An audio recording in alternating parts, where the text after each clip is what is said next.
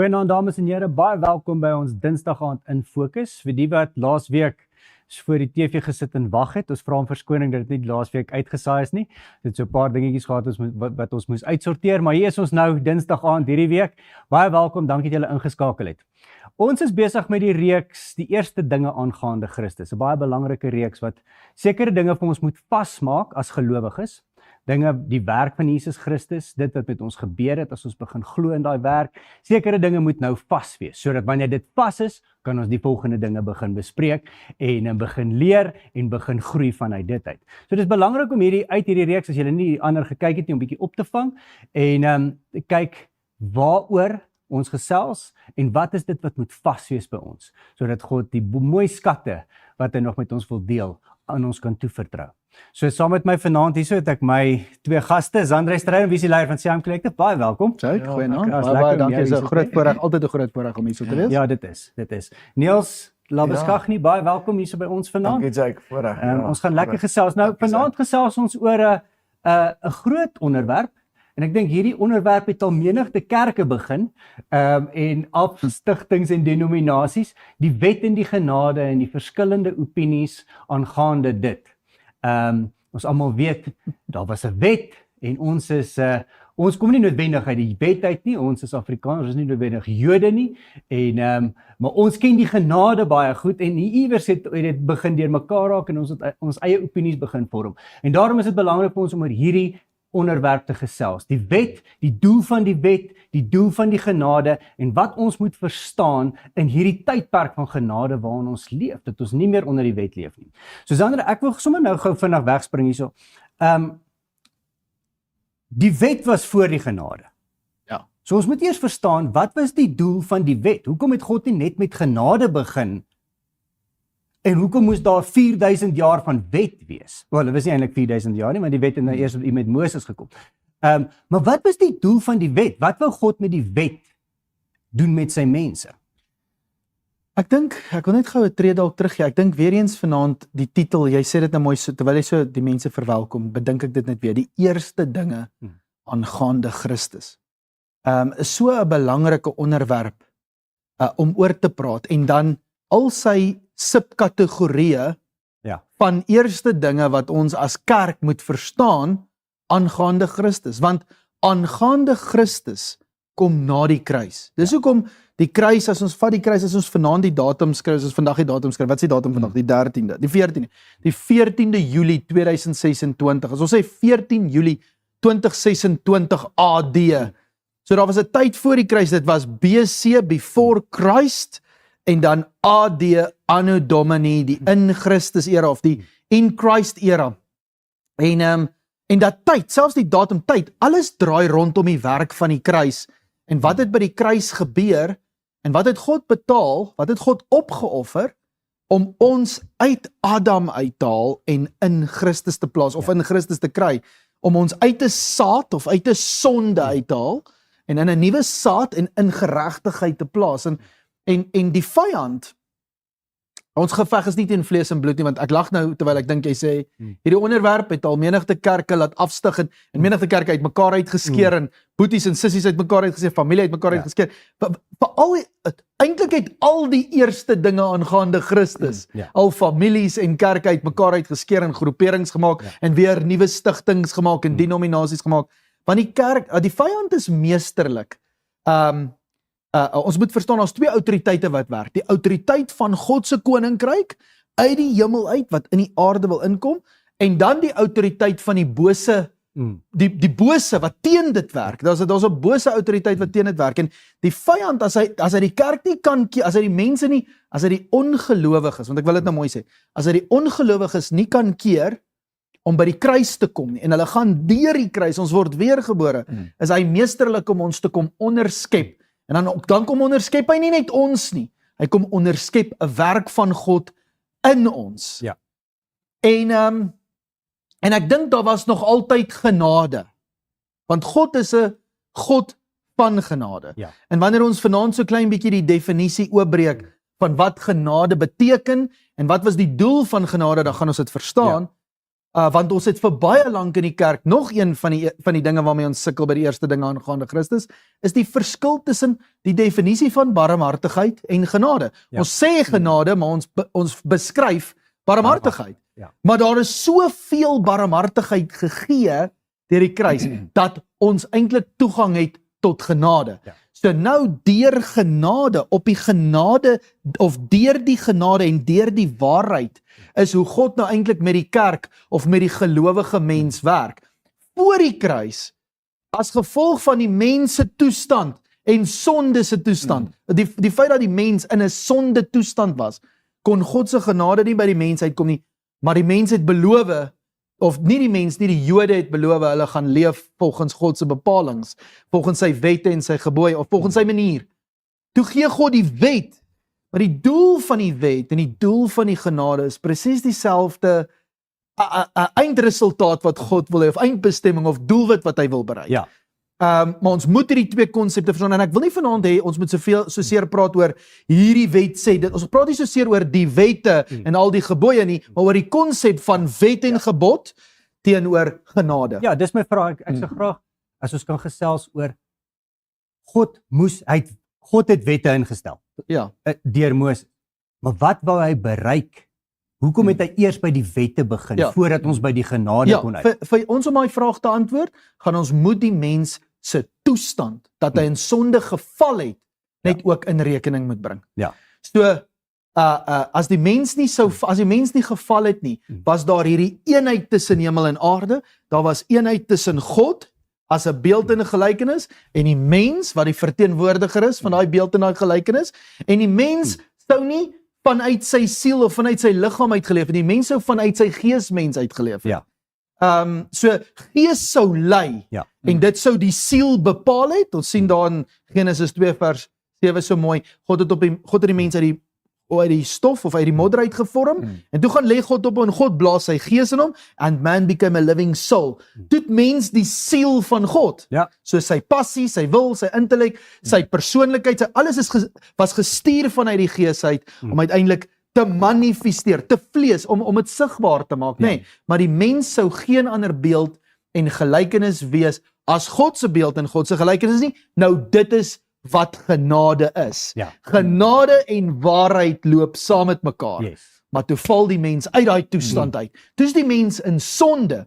En as jy dan nou gaan na die gedeelte van waar God vir Moses stuur om die Israeliete te verlos, en hulle kom by Berg Sinaï, kan jy gaan lees. Ek dink baie van ons kykers vanaand het dit dalk nog nie so raak gelees nie. Maar die eerste keer toe God die 10 gebooie gee, en uit dit uit sou die wette kom, het God dit nie op 'n kliptablet gegee nie. Soos wat hy besig was om af te kom, het hy dit eintlik verklaar. So God het die heel eerste keer sy gebooie verklaar as 'n teken van oorwinning, hoe hulle onder die gode van die afgode was van Egipte, en hulle gaan nooit weer so wees nie, en as hulle nou by God is, omdat hulle nou by God is, en God is by hulle, en hy is op pad besig om af te kom, om onder hulle te kom woon, dat die waarheid onder hulle kan begin woon, was God besig om te verklaar eintlik, julle is my volk, julle sal, daar is net een God, julle hoef nie ander gode te hê nie.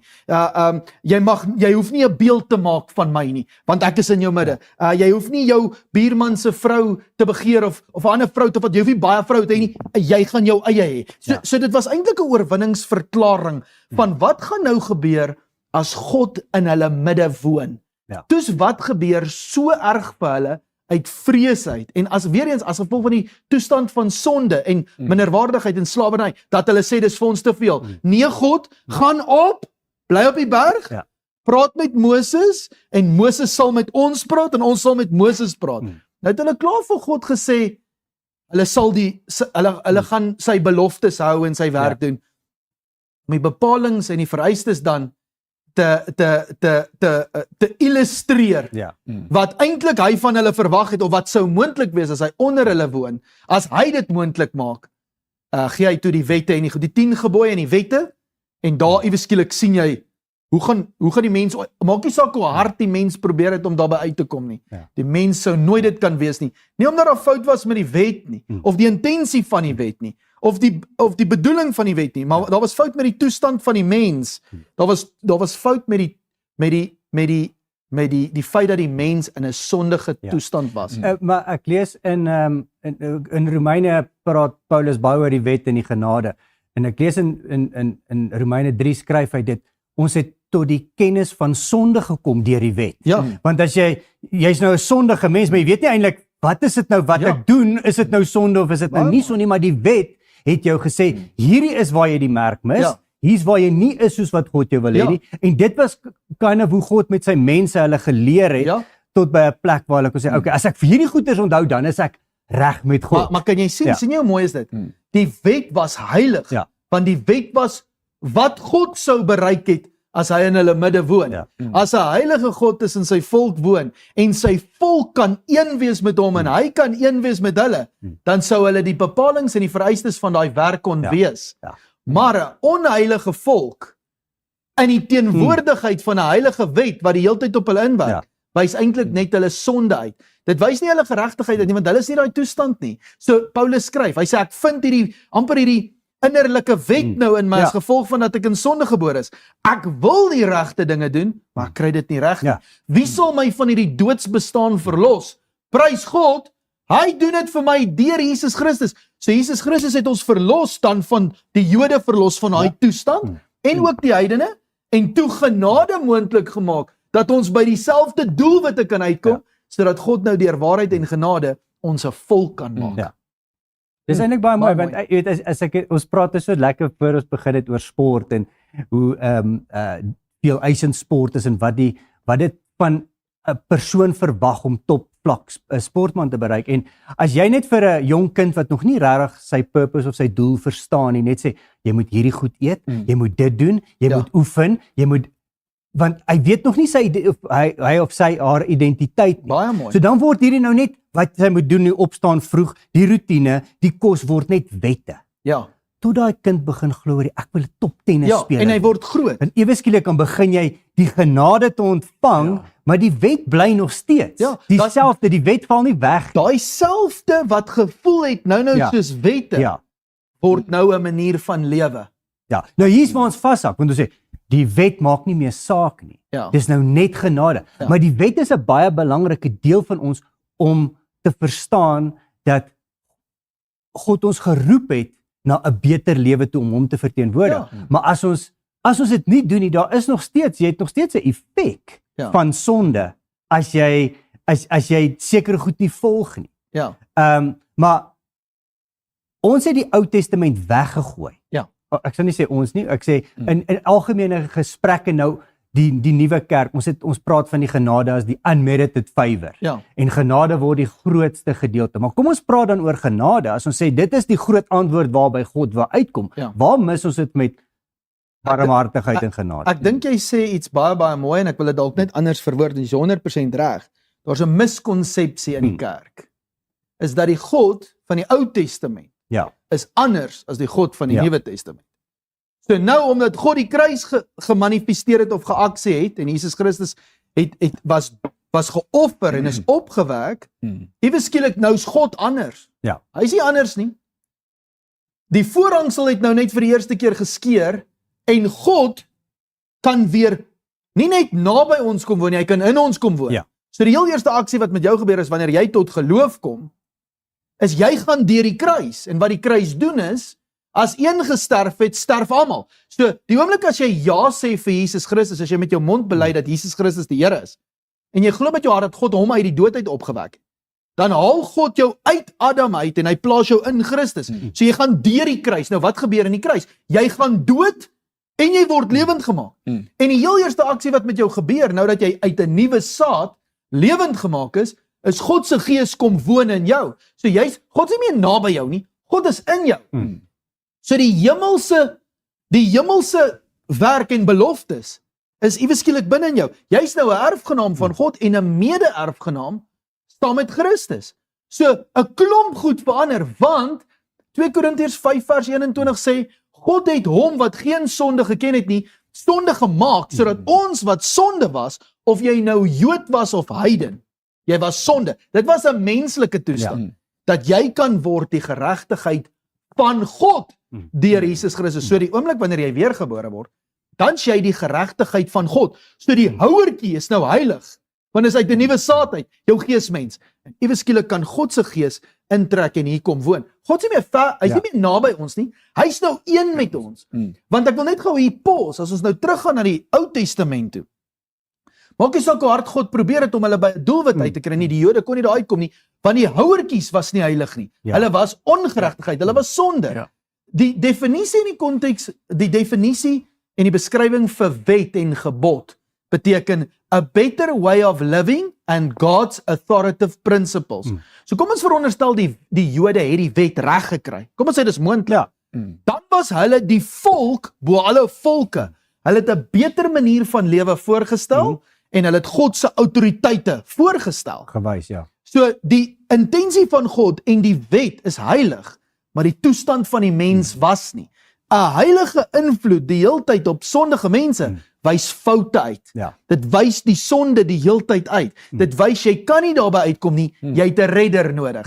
Toe stuur God 'n redder. Nou dat die redder klaar gestuur is en ons dink God het nou verander, nou gebruik ons nie die genade om vir God te gee wat hy wou gehad het in sy volk nie. Hy wil eintlik 'n volwassenheid bring, hy wil 'n waarheid bring, want genade bring waarheid, en barmhartigheid stel eintlik genade in staat, sodat God weer 'n volk kan hê, nie van kindertjies van God nie, maar seuns van God. Nee, want iewes skielik dan, soos in Genesis, die onsigbare God van die hemele, daai dimensie, word sigbaar gemaak in hierdie sigbare dimensie, deur ons wat sy beeld en sy gelykenis is. En iewes skielik kry die genade krag. Enige persoon wat jonk is, beleef liefde, instruksie, tugtiging as 'n wet. Totdat hulle volwasse word. As ek as pa, ek wil net gou vir jou verduidelik wat het gebeur voor die kruis. As ek as pa, my kind staan die hele tyd aan die ander kant 'n glasvenster. Nee, of kom ons maak dit nog erger. 'n deur, hy kan nie my sien nie. Hy hoor net my stem. Sê ek, kom staan op, kom jy met skool toe gaan, kom jy moet gaan kos eet, kom jy moet gaan, maar ek sien naby nie. Ewe skielik my stem wat vol liefde is en vir hom is, voel net soos wet. Voel net soos wet, want daar's afstand. Ons is nie by mekaar nie, maar die intensie is nog steeds liefdevol. En daar's nog steeds eintlik 'n dieper bedoel agter dit, nê? Vat jy nou daai deur weg. Jesus Christus betaal, hy sê dis volbring, die voorhang sal skeur. God kom woon onder almal wat weergebore is. Nou is God een met ons. Ewe skielik is God nie meer ver nie. Die enigste ding wat nou vir God ver maak, is godsdienstige leringe of verkeerde stemme. Dit maak weer afstand. Maar is dit dan wat Jesus bedoel in Matteus, waar hy sê, ek het nie kom om die wette weg te vat nie, maar om dit te kom vervul. So nou betaal Jesus die prys, nee Jake, nou betaal Jesus die prys, en hy vervul alles. Wat beteken dit? Hy maak dit moontlik dat ons dit kan wees. Hierdie keer, as jy jonk is, voel dit partykeer soos 'n wet, maar soos jy opgroei, word die intensie van dit nou geopenbaar, want God is nou naby, so dit word genade, en so vervul die wette. Ons raak nie wetloos nie, want om wetloos te wees is om goddeloos te wees. Hoe meer ons een is met God, hoe meer vervul die wette, soos wat dit is in Jesus Christus, en almal in Christus, omdat die genade in ons werk. Romeine 6 sê dit so mooi, Romeine 6 sê dit so mooi, Romeine 6 vers 14, ons is nie meer onder die wet nie, maar onder die genade. Kan jy hoor, hierdie twee goed is eintlik gelyk met intensie. So God het altyd hierdeur probeer om dit reg te kry, maar daar was afstand. Nou is daar nie meer afstand nie. Nou kan God dit hierdeur reg kry. Baie mooi. Maar hy wil dieselfde doel bereik. Maar is dit nie, Niels, waar die groot probleem lê in die verskillende opinies oor dit nie, lê die kruks nie van hierdie binne in die identiteit nie. Van ons as gelowige nie, want as ons vir mekaar probeer preek, jy is nog 'n sondaar, maar daar's genade, dan is twee konsepte wat word dit vir dit gebruik die hele tyd. Dan word dit vir dit gebruik die hele genade vir sonde. Totdat ons verstaan, as ons in Christus is ek Christus. So kom ons praat net gou 'n bietjie oor, net ons het al gepraat oor identiteit op ons vorige uitsending, maar net weer die identiteit van wie ons word van deur die kruis, sodat ons dan genade kan. Ek dink jy sê dit baie mooi, en ek wil net dit sê, Jesus Christus was gebruik vir sonde, nie die genade nie, en ek dink, ek wil dit vanaand vir ons kykers sê, toe Jesus Christus klaar gebruik was vir sonde, toe kan ons toegang kry tot genade. Genade. Nee, maar Ja. identiteit is baie belangrik. Yes. Ja. Nee, ek dink die belangrikheid van wat ons dan sê uit dit uit, die mens se toestand wat verval het, die vervalle toestand in sonde, verwyderd van God, in die toestand van sonde, sondaar, dis my toestand, en dan sê 2 Korintiërs 5 vers 21, God het hom wat nie sonde geken het nie, toestand, Ja. het hy gaan sonde maak, Toestand. Ja. sodat ons wat sonde was, né? Ek sê dit net by, sodat ons kan word die geregtigheid, die toestand As hy. van God in Christus. Ja. So ons het geskuif deur die kruis van die toestand van sonde na die toestand van geregtigheid. En as ons nie ons toestand van geregtigheid ken nie, jy kan nie die toestand van geregtigheid wees en dit sondaar noem nie. Paulus praat van die werke van die vlees, maar my toestand bly Christus. Ek sê dit altyd eenvoudig. Kinders van die sondaars sondig. Ja. Kinders van die Here ook. Ja. Nou wat is die verskil? Is ek dan nou 'n sondaar as ek sondig? Nee. Die kruis het my in 'n toestand van geregtigheid kom sit. En ek moet nou oor sonde begin heers. Ja, dit kom uit die opvoeding van genade. Ek moet oor sonde kan heers, maar my werke, my aksies maak my nie iets nie. Die kruis het my iets kom Maar maak. ek dink jy sê dit mooi. Soos Niels nou hierdie twee goed verduidelik, moet jy verstaan. Voor die kruis, maak nie saak hoe suksesvol en amazing of vrot jy dink jy is nie. Ja. Jou identiteit is sondaar. Ja. Jy is 'n sondaar. Klaar. As jy weergebore word, maak nie saak wat se vrot, stupid, simpel besluite jy soms maak, of wat se amazing godsman jy is nie. Jy is dit omdat jou identiteit is nou God se geregtigheid deur Christus Jesus. Exact. Want dit is die wet, voor Jesus Christus die wet bestaan, jy moes die wette nakom, sodat jy kon reg wees met God. Nou word dit nie meer bepaal deur die wette of jy die wette nakom nie. Die werk van Jesus Christus het jou een gemaak met Baie mooi. Okay, nou maar die genade kom nou sodat ons kan groei in volwassenheid van die identiteit wat ons Baie mooi. Ek hou van daai skrif in Johannes 1 vers 18, nê, wat hy sê, hy verduidelik, hy sê deur Moses het God 'n wet gegee. Want dit was wat God moes gegee het vir daai mense wat gedink het nie, hulle kan dit op hulle eie reg kry. Jy kan nie. So die heilige wet van God kon nooit sy bepalings of sy doelwit bereik nie, want daar was fout met die toestand van die mens. Ons lees dit in Hebreërs 8 ook. Hy sê, omdat daar fout was met hulle, het God hulle verwerp. So God kon nie bereik met hulle wat hy wou graag bereik het nie, omdat as gevolg van hulle identiteit, en dan sê Paulus, luister, of jy nou Jood of heiden was, almal se identiteit was so. Nee, so Paulus wat 'n Jood was, kom skryf, of jy nou Jood was of Griek was, almal se identiteit was dieselfde. Maar as gevolg van die kruis, en die werk wat die kruis kom doen het, word ons weergebore. Nou dat ons weergebore word, sê daai Johannes 1 vers 18, dan sê hy, Jesus Christus bring, deur hom ontvang ons die waarheid en die genade. So omdat ons nou die geregtigheid van God is, en dis ons identiteit, en jy's 100% reg, ons moet dit hoor. Ons kan nie meer hoor jy's 'n sondaar nie. Jy's nou die geregtigheid van God, en dis wat Niels ook so uitlig. Hoe meer jy dit nou hoor, wat se tipe saad is jy, wat se tipe wortel moet jy wees, wat se tipe boom jy moet wees, hoe meer sal die vrug kom.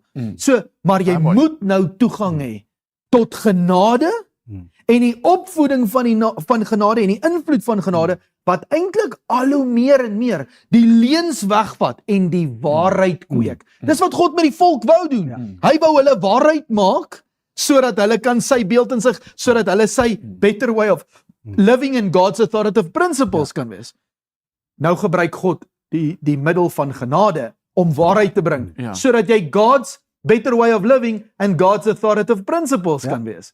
So ons moet verstaan, die doel was by albei kante, voor die kruis en na die kruis, dat daar 'n volk sal wees. Nou sê die Bybel, God gaan vir hom 'n nuwe Israel en 'n nuwe Juda maak, aan wie hy die verbond gaan gee, gaan die verbonde op hulle hart en op hulle denke skryf, en hy sal vir hulle 'n God wees, en hulle sal vir hom 'n volk wees. Jy kan hoor, God wil 'n volk hê. Hy wil nie, ons kan nie genade nou maar maak, ag whatever nie. Verstaan jy? So dis hoekom ons moet barmhartigheid en genade verstaan. Barmhartigheid is wat God gee. Ons het verdien om te sterf. Ons het verdien om gestraf te word. Die feit dat ons sonde weggevat word, is God se barmhartigheid. Ja. Hy het daai sonde op en dit gaan nie net weg nie, hy het dit op Jesus Christus gesit. So Jesus Christus word die sonde en ons word die geregtigheid. Dis barmhartigheid. Maar die rede hoekom daar soveel barmhartigheid is, daar's so baie barmhartigheid, dat maak nie saak wat jy doen of sê nie, kan nie weer uitval nie. Ja. Jy's weergebore, jy bly kind van God. Ja. Nee, maar jy kan 'n blerrie stoute of deurmekaar of onvolwasse kind van God wees. Ja. As genade nie in jou werk nie. Die definisie vir genade is so mooi. Hy sê, God exerting his holy influence upon our souls, changing it, transforming it until it becomes Christ. Ja. Sien, dit gee vir jou unmerited favor. Want nou word jy volwasse, jy word 'n seun van God. Jy sluit eintlik jou identiteit oop. En hoe meer jy leer en groei, hoe meer kom die wet se vereistes in vervulling, omdat jy in Christus is. Jy Dit is verstaan? eintlik ons gebruik daai voorbeeld so baie. Jy weet, hy sê, as gee vir 'n oue vis en hy is honger vir jy stil sy honger vir 'n dag, maar leer hom om vis te vang. En dis die verskil tussen barmhartigheid en genade. Ja. Is wanneer God ons kan leer hoe hy werk, hoe hy dink, dan word ons dit. Ja. En dit is wat ons partymal mis. Ons kom heeltyd bakkant en staan en vra vir nog 'n gunsie of nog 'n gunsie, want ons verstaan nie ons identiteit. Maar ek dink wat jy sê is verskriklik belangrik. Jy weet, ek wat in kerkwêreld groot geword het. Toe die genadewoord kom, en ek dink ons kykers gaan vanaand hoor, ons praat van die genadewoord, maar is eintlik die barmhartigheidswoord. Dis eintlik die barmhartigheid. Het ons 'n paar goed nie mooi verstaan nie. So ek wil dit net mooi sê dat ons goeie begrip het. Wedergeboorte kom nie deur genade nie. Ja. Wedergeboorte kom deur barmhartigheid. Daar's niks wat ek en jy kan En deur doen. wat Jesus gedoen het. Reg. God se barmhartigheid deur Jesus Christus. Ja. Daar's niks wat ek en jy kan Ja. doen om wedergebore te word nie. Dis God se barmhartigheid deur die werk van die kruis. So barmhartigheid is, jy kan nie barmhartigheid verdien nie. Ja. Jy kan nie groei en toeneem in barmhartigheid nie. Ja. Barmhartigheid is 'n daad wat iemand wat die reg het om my te vervolg, Ja. die teenoorgestelde aan my bewys. Baie mooi. Soos 'n verkeersman wat voor my inspring en hy sê, "Hey, ek sien jou oor hierdie keer, maar onthou die spoed is dit." Ja. So dis barmhartigheid. En dan deur barmhartigheid kom wedergeboorte, en wedergeboorte red nie my siel nie. Dis die tweede ding wat ek wil sê. Wedergeboorte red my toestand van my gees. En as ek klaar wedergebore is, het my siel nou redding nodig. Dis hoekom die skrif sê in 1 Petrus 1:9, die einddoel van my geloof is nou die redding van my siel. My siel moet nou gered word. Ja, maar dis waar uit jy operate. Reg. Jy operate die uit. Ja. Jy kan met hierdie incredible werk van God in jou sit, maar jy operate nog hier uit. Dis En dis hoekom jy genade nodig het. Dis reg, want dit is waar Galasiërs 4:1 weer inkom. Baie mooi. Ek kan 'n erfgenaam nou wees deur die werk van die kruis. Maar solank hierdie erfgenaam 'n kind bly, Ja. verskil hy niks van 'n slaaf. Is hy soos 'n slaaf. Al is hy heer van alles na die gees. Ja. Want ek's nou 'n erfgenaam van God en 'n meer erfgenaam saam met Christus, né? Maar nou dis waar daai Titus Ja. 2 vers 11. Ja. Hy sê die reddende genade van God het aan die hele wêreld verskyn en leer ons om die goddelose wêreld te verlaat en Godvreesend in hierdie teenswoordige wêreld te leef. Genade is 'n opvoeder sodat ek kan hier vanuit die sielsmens uit meer en meer Christus, die natuur van God kan leef in die aarde. Genade sluit die Christuswerk in ons oop, Baie mooi. sodat net soos Jesus betaal het en dit vervul het, dit in ons gestalte kan kry. Pragtig. Nee, so jy moet so opgevoed word. Ja. So barmhartigheid is 'n fenominale tool wat God gegee het, Ons moet dit reg verstaan. unlimitedly, Ja. sodat ons die heeltyd toegang tot genade kan hê, Ja. wat ons opvoed. Ja. En dan wil ek saam met dit net sê, want dis waar baie keer nou in ons meer liberale soort godsdienstkringe kom ons dat alles is okay want daar's baie genade. Ja. En dan wil ons Ja, universele genade. Ja. Ons praat van in die kerk as universele genade, menende of jy nou glo of nie, jy's klaar gered en dis nie die waarheid nie, want jy het nog steeds 'n redder nodig. Ja, 1 Johannes 1 sê vir ons moet ons sonde bely. En as hy sê ons sonde bely, dan praat hy nie van spesifieke elke liewe sondetjie wat jy opgenoem het of gedoen het, werke van die vlees opnoem nie. Jy moet jou toestand bely. Andersins kan ons glo soos die agnostieke of die gnostiek ouens wat glo dat ek kry kennis en eendag word ek net enlightened. Nou dis 'n leuen. Jy is 'n sondaar gebore en vir jou om die geregtigheid van God weergebore te word, moet jy kan bely, luister, ek is in sonde, ek het 'n redder nodig. Want Jesus Christus en God se barmhartigheid met Jesus Christus vat jou van 'n sondaar na die geregtigheid toe. Nie genade nie, maar nou dat jy weergebore is, en natuurlik jou geloof in dit. Jy moet kan glo in dit, jy moet met jou mond bely, ek glo dit. En as jy weergebore is, kom woon God se gees in jou, en nou kan genade en waarheid op jou inwerk. En jy gaan aanvanklik voel, dis 'n bietjie soos wet, as God vir jou sê, hey, ek's nou naby jou, nie meer so nie. Die Heilige Gees kom en hy oortuig jou van sonde, nie dit nie. Hy oortuig jou ook van geregtigheid, dit, en dan oordeel, maak dit jou nuwe oordeel, sodat daar 'n nuwe oordeel in die aarde kan ingaan. Jy verstaan, dat ons uit die ou oordeel uit kan kom en 'n nuwe oordeel kan inkom. Want dit is baie mooi nou wat jy nou sê, want die woord bely, soos ons sonde bely. Die woord bely se definisie is to say the same thing. Dis nie die opnoem van sondes nie, is to agree with. Dat ek in die toestand van sonde is en ek het 'n redder nodig. Daar's hy. Ek het die werk van die kruis nodig. Sonder die werk van die kruis kan ons nie weer gebore word nie, en as ons nie weer gebore word nie, dan is ons nie in Christus en Christus is in ons nie. Onmoontlik. Maar dit is die groot plek waar ons vashou, want ons verstaan nie noodwendig wat in Christus beteken. Ek lees nou hierso in Galasiërs 2 sê, knowing that man is not justified by the works of the law. Ons is nie meer gejustified om die wet te onderhou nie.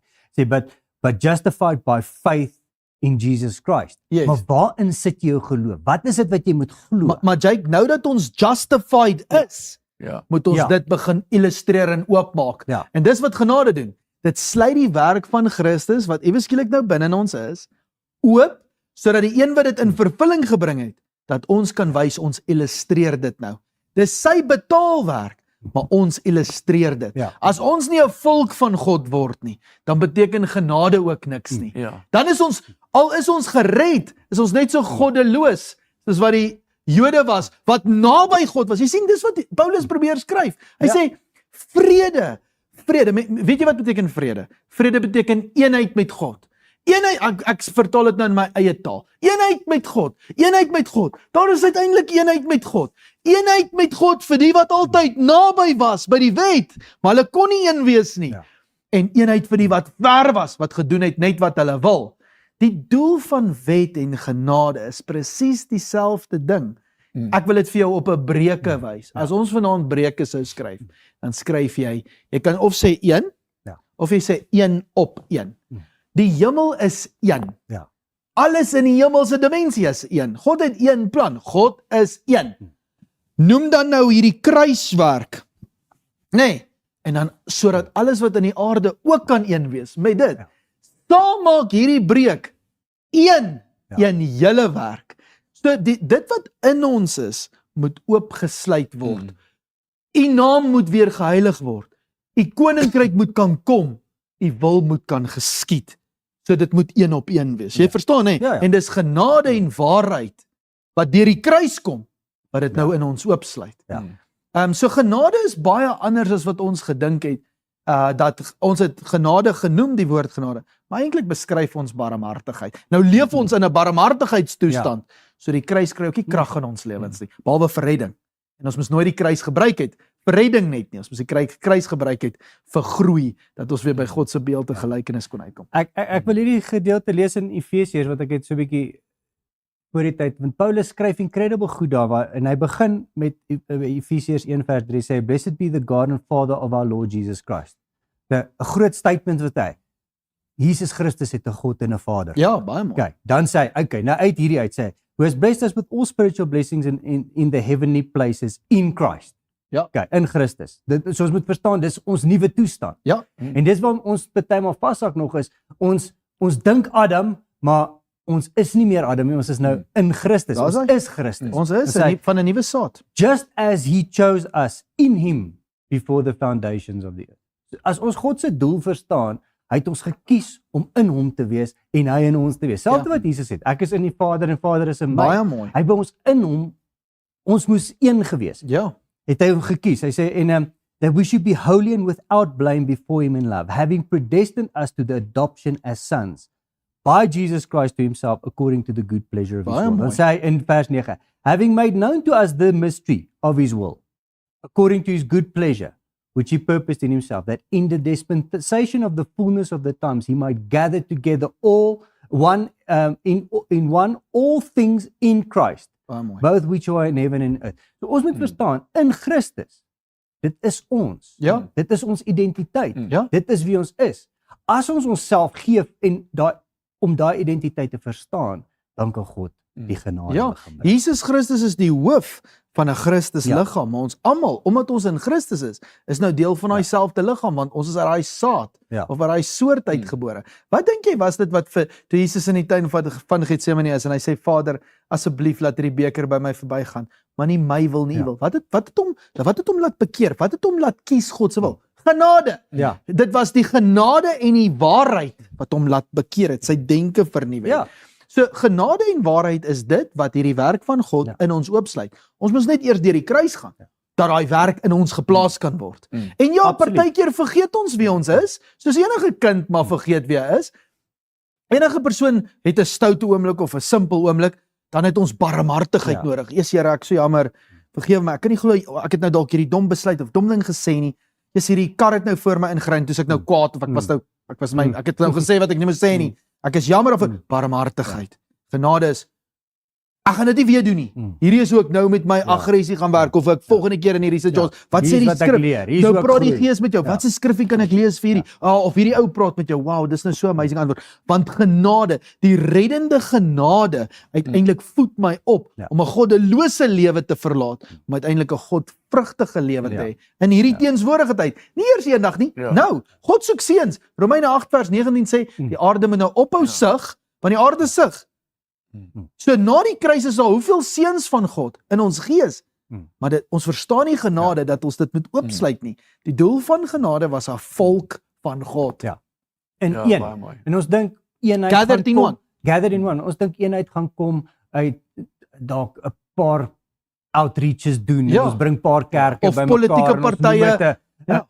Ons staan nou in eenheid oor ons opinie is dieselfde oor hierdie ding. Eintlik waar ons eenheid begin is by ons identiteit. As ons is Christus. As ons nie daaroor kan klaring kry nie, dan gaan ons die vyand gaan heeltyd 'n manier kry om in te kom en verdeeldheid te saai ons te vertooi. Maar ek dink Sander het nou 2-3 keer daarna verwys, maar ons moet die begrip verstaan dat as sondaar was ons in Adam, omdat Adam mensdom in sonde laat verval het. In Christus uitgehaal uit Adam, nou is ek in Christus. Deur Jesus Christus. Deur Jesus Christus. Uit Adam uit deur Jesus Christus. In Christus, ja. Deur die Passover, deur die werk van die kruis, né? Nou is ek in Christus. En in Christus is 'n nuwe skepsel. Ja. Maar ons probleem is, ons werk nog met die ou denke, en die vyand is baie slim om ons vinnig te sê, dis wie jy is. Dis wie jy is, dis wie jy is. Dan leef ons nog die ou denke terwyl ons in Christus is. Die genade moet ons hier opvoed, maar ek is nie meer in Adam nie, ek kan nooit weer in Adam kom nie. En ek dink dis wat jy probeer uitlig. In Christus beteken in 'n nuwe saad, in 'n nuwe soort, in 'n nuwe spesies. So jy sal oral in die Bybel sien Jesus Christus en dan lees jy Christus. Ons gaan plaas Christus altyd net aan Jesus. Maar Christus is 'n elke weergebore persoon ding nou. Die woordjie Christus is 'n byvoeglike naamwoord wat gekoppel is, 'n beskrywende naamwoord wat nou gekoppel word aan elkeen wat weergebore word. Want elke persoon wat weergebore word is nou 'n gesalfde van die Here. En as jy gesalf is jy ge-Christus. So ons is nie meer in Adam nie, ons is nou in Christus as gevolg van Jesus Christus. En nou dat ons in Christus is, moet ons verstaan, God gee unlimited barmhartigheid.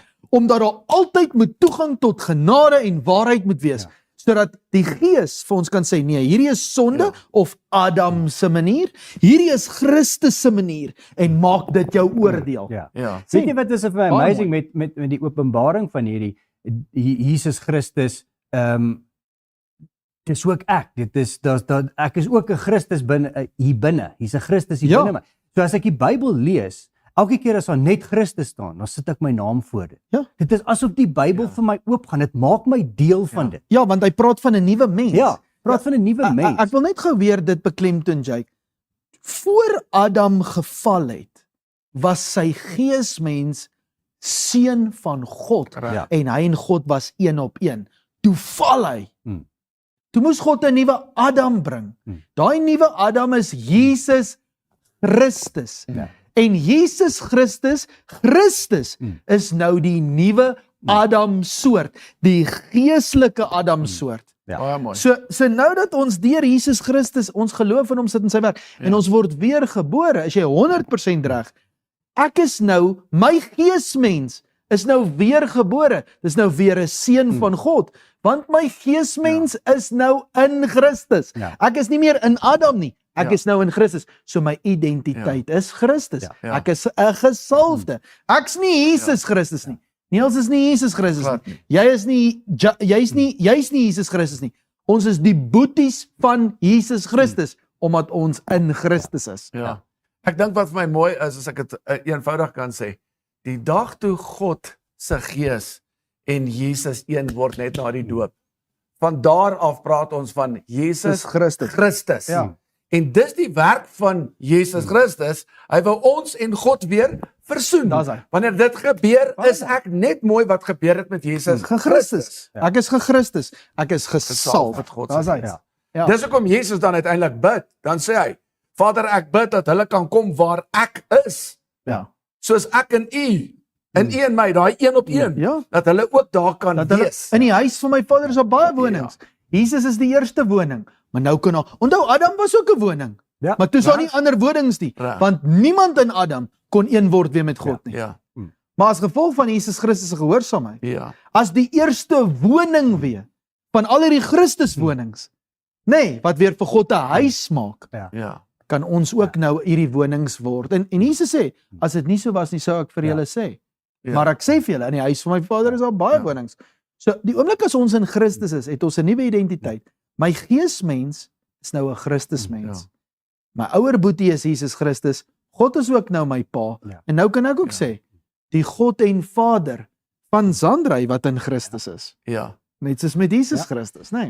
En wat gebeur is die Bybel word lewendig as ons dit verstaan. Natuurlik. Ewe skielik, jy weet, ek weet nie of jy al net 'n random biography gelees het van iemand wat jy net, dit maak niks vir jou sin nie, jy ken niks nie, maar sodra jy 'n sport of 'n musikant of iets is en jy lees 'n musikant se biography, Ja. ewe skielik daai ding is lewendig want jy identifiseer Jy met kan dit. relate met Jy dit. kan Ja. relate en jy identifiseer met dit. Ja. En maar dis dieselfde met die Bybel.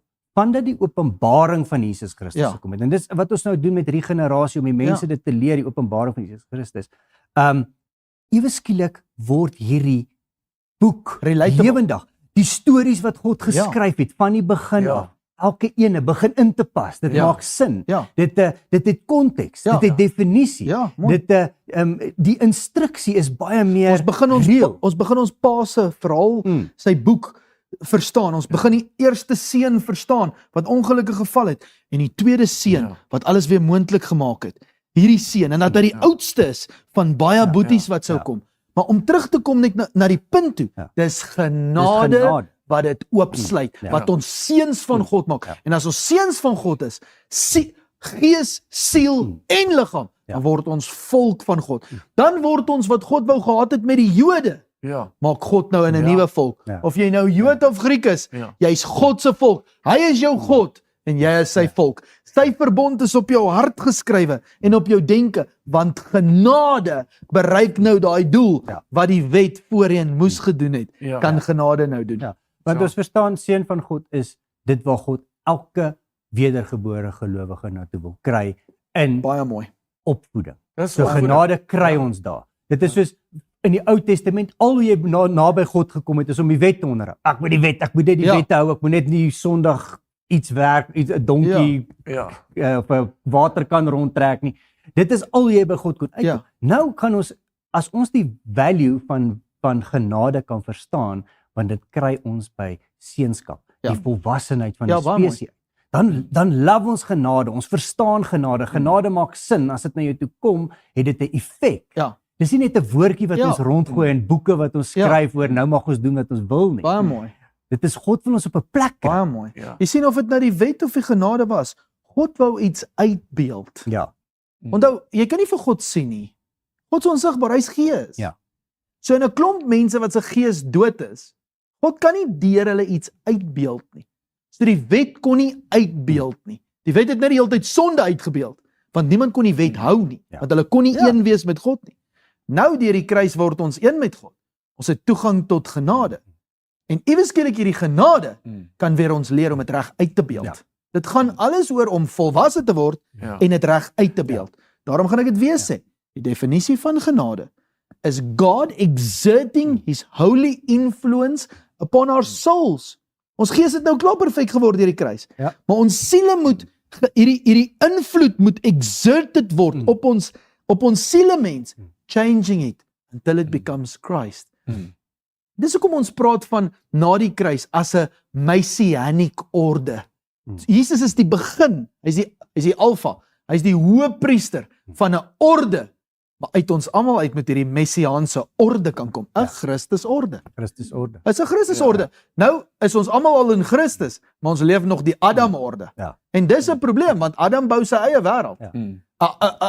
'n wêreld wat nie uitbeeld wat uit die hemel uitkom nie. Ja. Maar ons wat volgens die Christusorde leef, volgens die orde van Melchisedek waarvan hy die hoëpriester is, moet eintlik soos in die hemele, Ja. so ook in die aarde kan uitbeeld. So dit gaan alles oor uitbeeld. Ja. So voorheen het God deur die wet probeer uitbeeld, maar hy kon nie, want daar was fout met die mense toestand. Nou as gevolg van die kruis dat die mense toestand verander het, deur genade en waarheid, kan God nou weer reg uitbeeld. Nou moet ons nie genade maak wat dit nie is nie. Ja. Want iewes skielik as dit nie die regte definisie en konteks kry nie, steel die duiwel onderskep ons weer. Ja. Ons word geonderskep by die eerste dinge aangaande Christus en ons kan nie aanbeweeg na perfek. Wat jy sê is so mooi, want by wedergeboorte word ons die beeld van God, Ja, maar ons moet nou opgevoed word om die beeld uit te beeld. Baie mooi. Baie mooi. Baie gesê. mooi, ja. Ja. Saamgevat, die genade is God se manier om ons op te voed. Baie mooi. Barmhartigheid is God wat dit vir ons sê, luister hierso, jy is myne. Vir altyd. Jy's vir altyd myne. Dis weer eerste dinge aangaande Christus. Jy's vir altyd myne. Nou dat jy weergebore is jy myne vir Ja. altyd. Ek wil net dit sê, Ja. jy So moet kom weergebore sit word om Ja. vir altyd Ja. God se te wees. Maar dan is jy vir altyd God se. Dit is okay. Kom ons doen dit weer. Ja. Hier is hoe dit daar moet is doen. hy. En so groei ons en hoe Ja. gebruik ons. Maar as dit nie vas is nie, ek is God se vir altyd. Baie Dan mooi. het genade Ja. word amper soos 'n tugmeester.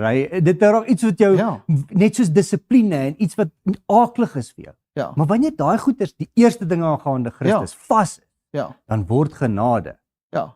Weet jy wat? sekerlik die grootste gawe. Ek love nog steeds daai prentjie van nabyheid.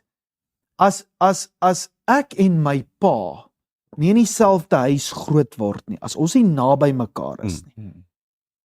Daar's skeiding tussen ons. Ja. Maak nie saak hoe hard die pa probeer om die kind op te voed nie. Ja. Die kind gaan dit as tug beleef. En dit gaan net tug bly. Want dis wetties. Ja. Maar die oomblik as die pa naby kom, hy sê dieselfde ding. Aanvanklik voel dit soos tug. Want enige jong kind moet opgevoed word. Ja. In feite, die Bybel sê dit in Hebreërs 12. Hy sê God tugtig die wie hy liefhet, Ja. want hy wil hê ons moet seuns word. Maar omdat God nou naby is. Jy sien, is die nabyheid. Die kruis het gemaak is van bo tot onder geskeer die voorhangsel, nê? Ja. Dat God kan uit die hemele uitkom en een word met ons. God's nou naby. Omdat hy naby is, kan die genade vir ons groei. Van wat aanvanklik dalk so stug voel, uiteindelik word dit 'n better way of living and God's authoritative principles. Ja, dis incredible. Ja, baie mooi. Ja. Baie Daar's mooi. nabyheid. Ja. Die kruis het nabyheid gebring. Ja. En nabyheid gebring. Ja. Nee, jy verstaan. Ja. Dis amper so 'n prentjie van die Israeliete. Ons almal is gepik deur slange en skorpioene. So ons is vol van hierdie gif. So nou dat ons kyk na Jesus Christus, ewe skielik vat hy ons gif. Ons word genees. Ja. Nabyheid kom tussen God en ons, nê? Ons word Ja. een met God. Die Bybel sê hy wie een is met God is hy wie weergebore is. Hoe gaan hy ding? Ja. Hy wat een is met God, Hy- is het een gees met Ja, hom geword. Ja. Hy So wat ons die word- aanhang is een gees. Daar's hy. So ons het een met God geword. Omdat ons nou naby is. Ja. Gaan genade dalk partykeer so stug voel. Maar as jou pa in daai badkamer instap en partykeer sê, "Hoorie Sena, ons moes hierdie doen.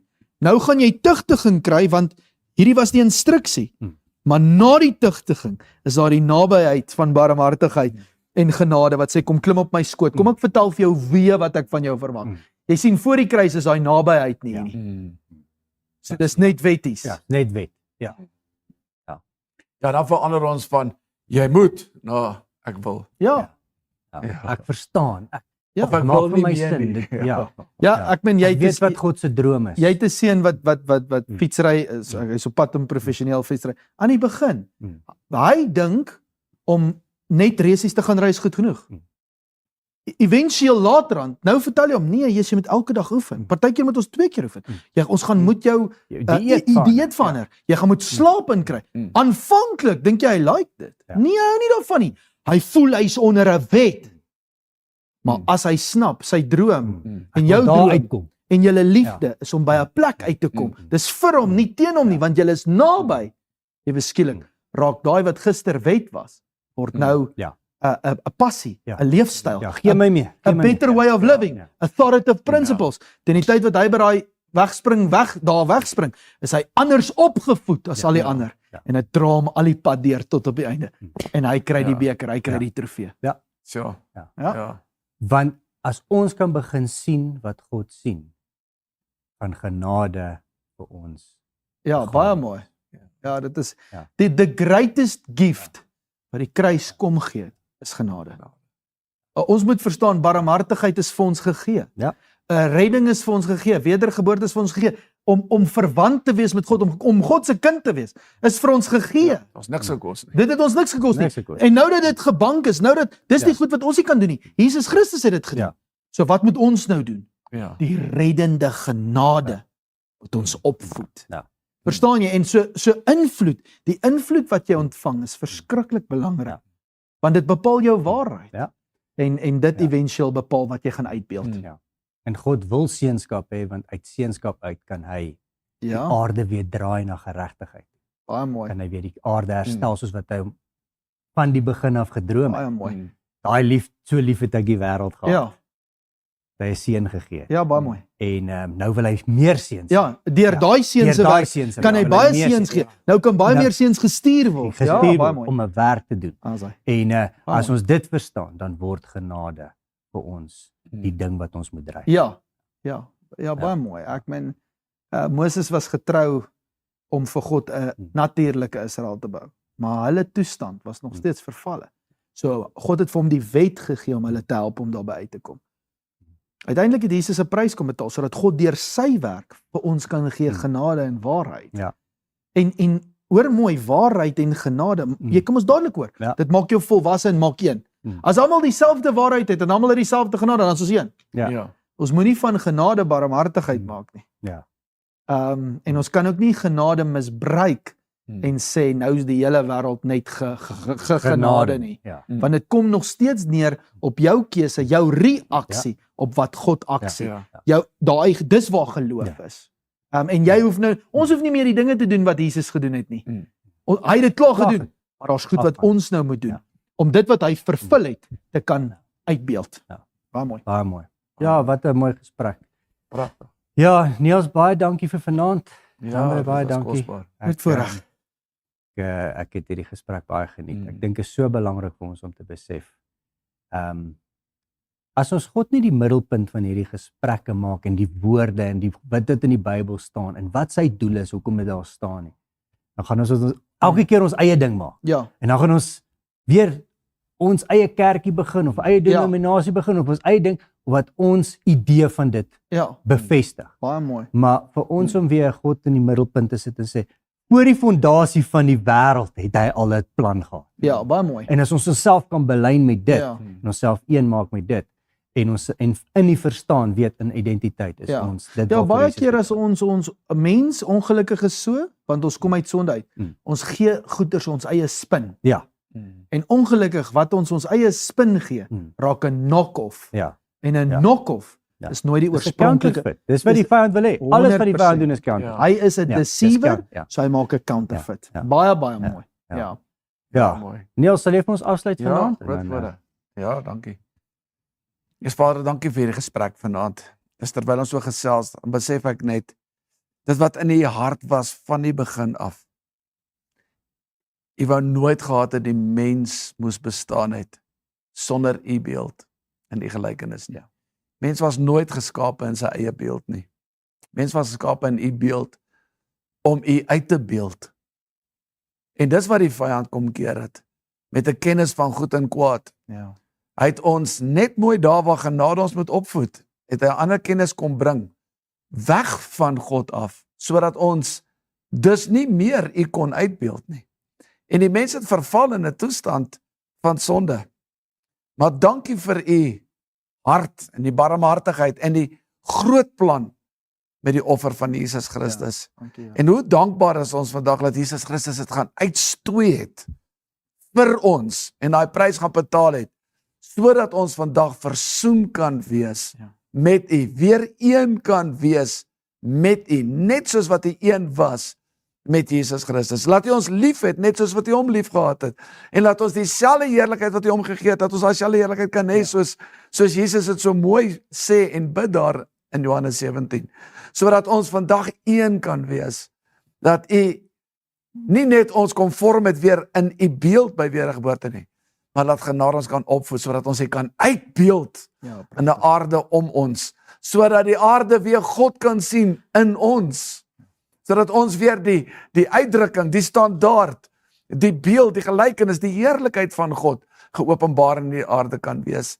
Dan kan ek nie anders as om te dink aan Romeine 8:19, wat sê die hele skepping wag uiteindelik vir hierdie openbaarmaking van hierdie seuns van God, wat opgevoed is vanuit genade, wat weer God uitbeeld, wat weer vanuit daai beeld, wat ons uitbeeld, daai opvoeding, hierdie aarde kan verander, sodat hierdie aarde kan antwoord aan die hemele. Dat hierdie aarde kan vol word van U heerlikheid. Laat hemel en aarde weer een kan word, soos in die hemel, net so ook in die aarde.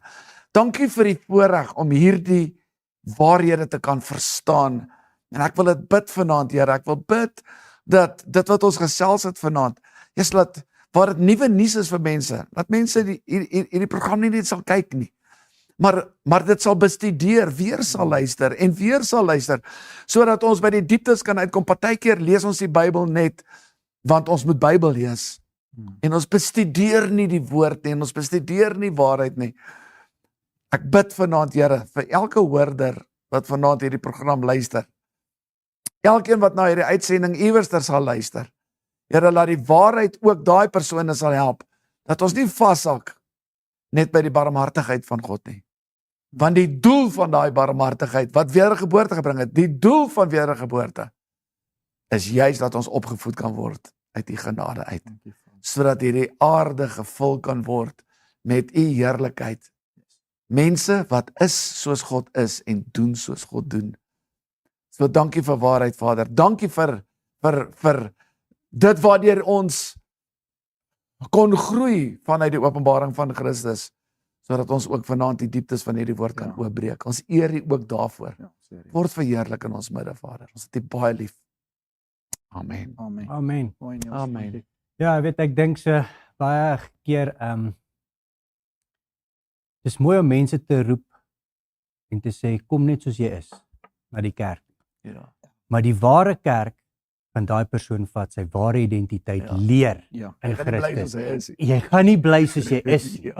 En ek dink dit is wat ons ons weer moet reg terugkry in die kerk. Dis een van die grootste onregte ooit.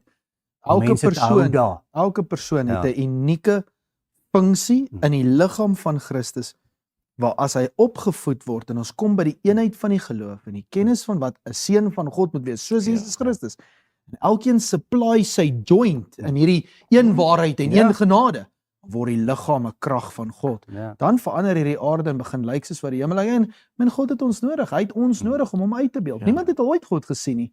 Die seun in die boesem van die Vader. Kom bekend, So Jesus was so akkuraat om die Vader te openbaar. Maar dit het nie daar gestop nie. Dit moet met ons aangaan. Die bediening van verzoening is aan ons ook te vertrek. Definitief. Ja, pragtig. So baie dankie dat julle ingeskakel het. Ons het ook 'n regenerasie hierso in Menlyn Baanjaard. Niels, wanneer is ons volgende datum? 29ste. 29 van hierdie maand. 29ste van hierdie maand, nie ver vanaf nie. En hierdie is 'n werk wat God begin in hierdie stad. Pretoria is geroep. As jy dit nie verstaan dalk nou as ek dit sê nie, ons breek hierdie goed op, ons gesels met julle daaroor, maar God het 'n werk begin en dit is belangrik vir jou, vir al as jy in Pretoria is om te kom kyk. Moenie skaam wees nie, dis verniet. Daar's trompies altyd, daar's lekker goed om te eet altyd. Maar die brood van die lewe is waarvoor ons kom. En sodat ons God se droom om alles in een saam te bind, te kan bewerkstellig in hierdie aarde. En dit begin hierso. So kom asseblief, hierdie generasie, men in Barnyard, kom net soos jy is en ons gaan 'n lekker tyd saam hê. Ons die aanbiddingspan is daar, ons gaan lekker saam sing en Sandra gaan die woord bedien. So moet dit asseblief nie mis nie. As jy vra, stuur vir ons 'n e-pos aan infocus@cmcollective.org. Ons kan julle vrae beantwoord en as julle skrikkerig is, ek sal seker maak iemand ontmoet julle daar wat julle gaan gemaklik laat voel. Maar dankie dat julle ingeskakel het. Ons sien julle oor 'n rukkie weer by die volgende episode van Infocus. Lekker aand verder. Totsiens.